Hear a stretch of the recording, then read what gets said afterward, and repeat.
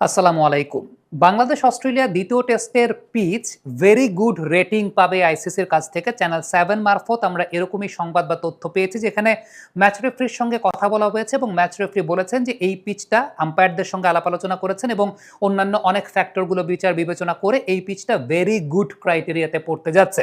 এখন very good criteria বলতে আসলে একদম সর্বোচ্চ ক্রাইটেরিয়া, যেখানে একটা পিচে মিনিমাল সিম মুভমেন্ট, কনসিস্টেন্ট বাউন্স থাকলে এবং বেশ প্রপার আচরণ করলে সেটাকে বলা হয় ভেরি গুড রেটিং এর পিচ। অর্থাৎ সেই জায়গাটায় ইনকনসিস্টেন্ট কোনো প্রকার বাউন্স যদি না থাকে কিংবা অতিরিক্ত সিম মুভমেন্ট যদি না থাকে, সেক্ষেত্রে কিন্তু একটা পিচকে ভেরি গুড রেটিং দেওয়া হয়। এবং ম্যাচ রেফারি তেমনটাই মনে করছেন আম্পায়ারদের সঙ্গে কথা বলে, যে এখানকার পিচটা এটা ইনকনসিস্টেন্ট কোনো মুভমেন্ট দেখা যায় নাই, ইনকনসিস্টেন্ট কোনো বাউন্স দেখা যায় নাই, এই পিচটা যথেষ্ট ভালো দেখা গেছে এবং সেই জায়গাটাতে এই পিচটাকে ভেরি গুড রেটিং দেওয়া হচ্ছে। এখন প্রশ্ন আসতে পারে যে 2 দিনে একটা টেস্ট ম্যাচ শেষ হয়েছে, 2 দিনে 30 উইকেট পড়েছে, তাহলে কিভাবে এই টেস্ট ম্যাচের পিচটাকে মানে এরকম ভেরি গুড পিচ বলা যায়? দেখেন, এখানে কিন্তু বেশ কয়েকটা বিষয় উল্লেখিত। সেটা হচ্ছে বাতাসের মুভমেন্ট আমরা বেশ প্রমিনেন্ট দেখতে পেয়েছি, অনেক মুভমেন্ট ছিল বাতাসের। আপনি যদি গ্রেট ব্যারিয়ার রিফ কিংবা ম্যাকের প্রথম দিনের বাতাসের যে উইন্ড ডিরেকশন এবং উইন্ড ডিরেকশন অনুযায়ী উইন্ডের ভেলোসিটি যদি চিন্তা করে দেখেন, সেটা আমরা পরীক্ষা করে তখন দেখছিলাম যে প্রায় 16-17 কিলোমিটার প্রতি ঘন্টায় এরকম। আপনি গুগল সার্চ করলেই সেটা দেখতে পাবেন। আসলে এখানে উইন্ড ডিরেকশন এবং উইন্ড ভেলোসিটি মাপার ওয়ার্ল্ড ওয়াইড যে ওয়েবসাইট রয়েছে, সেই ওয়েবসাইটে ওই দিন সকালের ওয়েদারটা যদি আপনি একটু পর্যালোচনা করে দেখেন, তাহলে দেখবেন যে প্রায় 16-17 কিলোমিটার প্রতি ঘন্টায় কিন্তু বাতাস প্রবাহিত হয়েছিল। এখন বাতাসের সঙ্গে কিন্তু পিচের কোনো সম্পর্ক নাই। সুইং মুভমেন্টটা কিন্তু টোটালি ডিপেন্ড করে যে ওই দিনের বাতাসটা আসলে কি পরিমাণ আছে, ওখানকার কন্ডিশনটা কিরকম রয়েছে, এবং সেটার উপর বেস করে কিন্তু বেশ সুইং মুভমেন্ট ছিল। এবং এত সুইং মুভমেন্ট ছিল, প্রথম দিনটা বাংলাদেশের জন্য আসলে খুব ডিফিকাল্ট ছিল টু ব্যাট। কিন্তু পিচের কথা যদি বলা হয়, পিচে কিন্তু আনইভেন কোনো আচরণ দেখা যায় নাই বা ইনকনসিস্টেন্ট বাউন্স দেখা যায় নাই।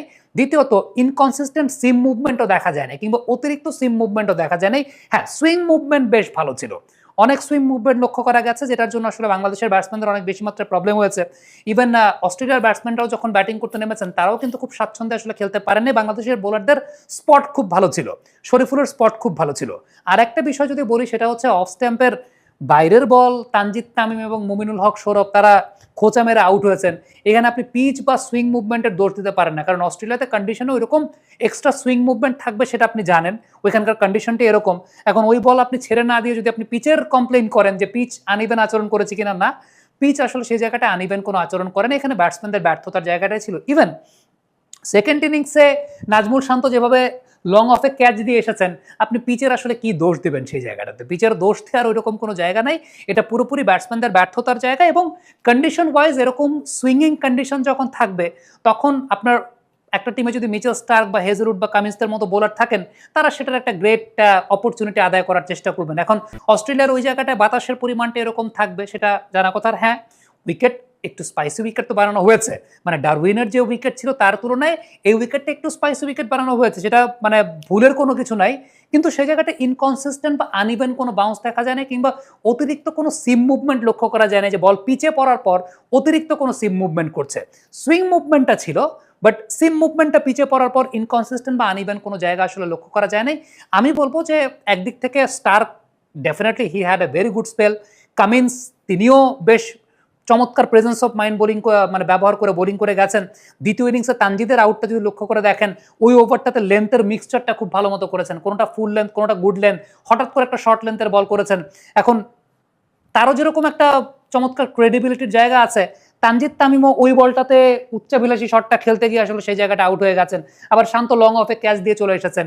আপনি প্রথম ইনিংসে চিন্তা করলে হ্যাঁ, স্টার্ক তো সুইং মুভমেন্ট পাচ্ছেন, কিন্তু ওই সুইং মুভমেন্ট পাওয়ার পর অফ স্ট্যাম্পের এক হাত বাইরের বল আপনি যখন খোঁজা মেরে আউট হয়ে আসবেন মুমিনুল বা তানজিদের মতো, তখন আসলে পিচকে দোষ দেওয়ার এখানে কোনো জায়গা আমার কাছে আছে বলে মনে হয় না। কারণ পিচে আমি ইনকনসিস্টেন্ট বাউন্স আমার কাছেও মনে হয় নাই যে ছিল, বা ইনকনসিস্টেন্ট সিম মুভমেন্ট ছিল না, সুইং মুভমেন্ট অনেক বেশি ছিল। It's because of the weather, because of the condition, because of the wind factor. But তেমনটাই যতটুকু শুনতে পেয়েছি, চ্যানেল 7 যেমনটা জানাচ্ছে যে এই পিচটা ভেরি গুড রেটিংটাই আসলে পেতে যাচ্ছে। তবে হ্যাঁ, condition was difficult for Bangladesh, এই ব্যাপারে মানে কোনো সন্দেহ পোষণ করার কোনো কিছু নেই। এই ম্যাচটাই আসলে একটু লো স্কোরিং ম্যাচই হতে পারতো, মানে বাংলাদেশ যদি মানে 150-200 কাছাকাছি রান করতো বোথ দ্য ইনিংস, তাহলেই টেস্ট ম্যাচটা হয়তো বা জমে যেত। কিন্তু বাংলাদেশ আসলে এতই পোর ব্যাটিং করেছে, তাদের অ্যাপ্লিকেশনটা এতই পোর ছিল যে কারণে এই ম্যাচটা একেবারেই প্রতিদ্বন্দ্বিতা করতে পারে নাই। বাংলাদেশ যদি একটু যে সমস্ত যখন একটা স্টার্ট পেয়ে গেছে, মানে ৫০-এর উপর রান হয়ে গেছে, ৩টা উইকেট মাত্র পড়েছে, শান্ত তখন লং অফে যদি ক্যাচ দিয়ে না আসতেন, তাহলেই তো হয়তোবা রানটা একটু বাড়তে পারতো বা টেস্ট ম্যাচটা ৩ দিনে যেতে পারত। তবে পিচের এখানে মুভমেন্ট জনিত কোনো সমস্যা আসলে লক্ষ্য করা যায় নাই। চ্যানেল 7 তেমনটাই জানিয়েছে। কমেন্ট বক্সে আপনাদের মন্তব্য, মতামত জানতে চেয়ে লিখে পাঠাবেন।